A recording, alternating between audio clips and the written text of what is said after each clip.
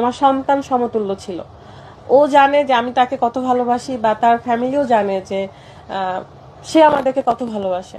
তো যাই 17 ঘন্টা প্রায় জার্নি করে সাজেকে যাই, কিন্তু 17 ঘন্টার পরে আমরা না হলে 1 ঘন্টা পর পর রেস্ট নিয়েছি। আমরা 1 ঘন্টা পর মানে আমরা নিজেদের উপর খুব 20 মিনিট করে কেয়ার করতাম আর কি।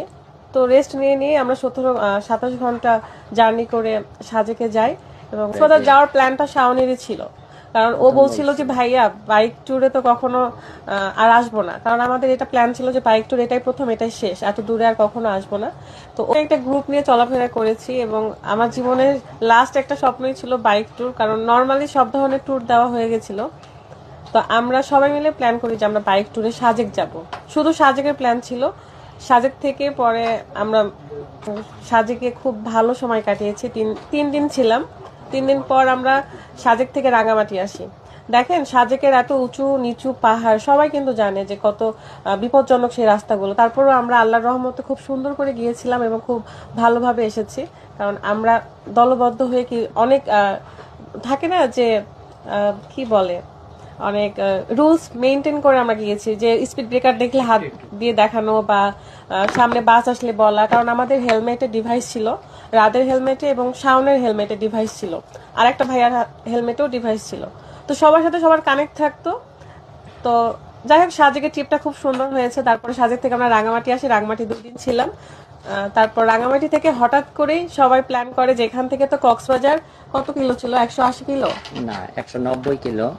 তো সকালবেলায় শাওনি ফার্স্ট টাইম মানে উদ্যোগটা বলছিল যে হয়তো কক্সবাজার অনেকবার যাব, কিন্তু বাইকে করে আর কখনো আসা হবে না। এই কারণে যেহেতু অল্প কিলো ছিল আর কি, 190 কিলোর মতো, তো এই কারণে আমরা প্ল্যান করেছি ঠিক আছে শাওনের ইচ্ছাটা পূরণ করা হোক। তখন আমরা আর আমাদেরও ওই কথা শুনে ইচ্ছা হচ্ছিল যে ঠিক আছে কক্সবাজার আমরা বাইক নিয়ে যাব, উঠতে উঠতে যাব। তো রাঙামাটি থেকে কক্সবাজার আমরা রওনা হই। খুব ভালোভাবে গিয়েছি, অনেক স্পিড ব্রেকার, সবাই হয়তো জানে চট্টগ্রাম থেকে কক্সবাজারের রাস্তাটা কত ভয়ানক বা কত স্পিড ব্রেকার থাকে। তো যাওয়ার সময় আমাদের আল্লাহর রহমে কোনো সমস্যা হয়নি। কক্সবাজার 3 দিন কাটালাম, খুব ভালো আনন্দ করেছি আমরা। শাওন হচ্ছে প্রথমত ক্যামেরাম্যান, তো পরে ও হচ্ছে রাদের নিজের চাচাতো ভাই, এবং ও একটু পর পর আমাকে ভাবি ভাবি বলে ডাকে। কথা বলতে আমি হ্যালো আসো আসো, তখন আর শাওন আর কোনো কথা বলে না। তো আমার কাছে তখনই কল আসে, 2টা 5-এ কল আসে। না এর মধ্যে আরেকটু কাহিনী আছে। তো যখন আমার কানেক্ট মানে ডিসকানেক্ট দেখাচ্ছে ওই টাইমটাতে, আবার কিছুক্ষণ আমি হ্যালো হ্যালো করি, নরমালি কিন্তু হেলমেটের ডিভাইস ডিসকানেক্ট হোক। কক্সবাজার ট্রিপ শেষ করলাম, করে আমরা ঢাকার উদ্দেশ্যে রওনা হচ্ছিলাম। ঢাকায় 1 রাত থাকার কথা ছিল, কিন্তু কক্সবাজার থেকে চট্টগ্রাম আসার কত কিলো আসছিলাম, 60 কিলো টোটালে আসছিলাম 100 কিছু, মানে চট্টগ্রাম বাকি ছিল হচ্ছে 57 কিলো। হ্যাঁ এরকম ছিল। তো যাই হোক আমরা সবাই আবার সেই রুলস মেনটেন করে আসার পথে 7টা বাইক ছিল আমাদের আসার সময়, আর যাওয়ার সময় কতটা বাইক ছিল, 8টা। হ্যাঁ 8টা, কারণ মাঝখানে রাঙামাটি থেকে অলস পরিবার ওই ভাইয়া আপু চলে যায় বাসায়, ওদের একটা প্রবলেম ছিল। তো পরে 7টা বাইক নিয়ে আমরা কক্সবাজার থেকে চট্টগ্রামের উদ্দেশ্যে ছিলাম। 60-70 কিলো আসার পরে একটা পেট্রোল পাম্প থাকে, সেখানে আমি মানে আমাদের বাইক আর শাওনের বাইক আর আরেকটা আপু ভাইয়ার বাইক, 3টা বাইক আমরা দাঁড়াইছিলাম পেট্রোল পাম্পে। এরা তেল নিচ্ছিল গাড়িতে আর আমি পানি খাচ্ছিলাম। তো বাকিগুলো চলে গেল। আমরা বললাম আমাদের তেল নেওয়ারও আসলে কথা ছিল না, মানে আমরা দুইজনই কানেক্টরে কথা বলতেছি। তো হ্যাঁ তো শাওনে হঠাৎ বলতেছে যে ভাইয়া তেল উঠাইনি আমরা এখান থেকে। তো আমি বলতেছি যে তেল আছে, তো বলতেছে তাহলে একটু চাটাও খাওয়া হবে নি, তাহলে আমরা একটু দাঁড়াই। তো আমরা দাঁড়ালাম, দাঁড়ানোর সময় আমাদের পিছনে আরো 2টা বাইক আসছিল, সন্দীপের একটা আর একটা হচ্ছে শামীমের। তো ওদের দুইজনের বাইক আসে, তো ওদেরকে আবার শাওন কি কারণে যেন বলতেছে আপনারা আস্তে আস্তে একটু আগাতে থাকেন। সামনে একটা হচ্ছে রেস্টুরেন্ট ছিল, রেস্টুরেন্টটার নাম জানি না। যাই হোক মানে আমরা ওখানে তেল নেওয়ার পথে যারা আমি বলি সি ওয়ার্ল্ড রেস্টুরেন্ট ছিল। তো ও বলতেছিল যে আপনারা সি ওয়ার্ল্ডে যে দাঁড়ান, আমরা আসতেছি।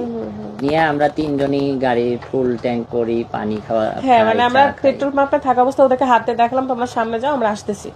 তো শাওন ঠান্ডা পানির 1 বোতলের অর্ধেক খাইছে, লাস্ট অল্প একটু ছিল, ওটা আমি খাইছি। তারপরে শাওন আমাকে হাসতে হাসতে বলে উঠেন ভাবি, তাড়াতাড়ি চলেন, দেরি করেন না। না আমি রাতের বাইকে উঠে গেলাম, শাওনের বাইকে শাওন আর আমার ফুফাতো ভাই এই 2জন ছিল। আমরা প্রথমে গেলাম, সামনে আগে গেলাম, মনে হয় 1 মিনিট চলে গেছি সামনে আমরা, ও পেছনে হয়ে গেছে, আমাদের পিছনে আর আমরা দেখতে পাইনি। তো তো ওই সময় দুপুর 2টা বাজে, আমি ভিডিও সবসময় দুপুর 2টায় আপলোড দিই ব্লগ। তো আমি বাইকে বসে ওকে বললাম স্লো বাইকটা আস্তে থামাইছি। চালাও, আমি বাইক হচ্ছে ভিডিওটা আপলোড দিই। তো আমি ভিডিওটা আপলোড মাত্র শেষ করছি, তখনই আমার ফোনে কল আসে। তখনও শাওনকে আমরা দাঁড় করাই দিই, মানে যেটা ঘটনাস্থল তার আগে আমরা বাইকটা দাঁড় করাই। তখন শাওন আবার জিজ্ঞাসা করে ভাইয়া কি হয়েছে, আমি বললাম যে ও ভিডিও আপলোড দিবে, একটু দাঁড়াও। 2টা তো বাজে দুপুর যেহেতু, 2টা বেজে গেছিল, এই জন্য আমি ভিডিওটা আপলোড 2টা দিই। ঠিক না, 1টা 57 বা 58 এরকম বাজে। তো তখন আমরা ভিডিওটা আপলোড দিই। আপলোড দিয়ে আমরা যাওয়ার সময় আমার আবার কানেক্টর তো লাগানো আছে, আমি ওকে বলি যে শাওন আসো, ঠিক আছে? তো ও বলে যে হ্যাঁ। তখনও কানেক্টর মানে আমাদের সাথে কথা বলতে পারছি। তো আমি সামনে আগাতে লেগে আবার একটু পর পরে আমি বলি যে শাওন আসো, কারণ ও যেহেতু বাইকে সবার পিছনে থাকে, আমি সবার সামনে লিখ দিই, আর মাঝখানে বাকি সবাই থাকে, মিডিলে আরেকজনের কানেক্টর থাকে।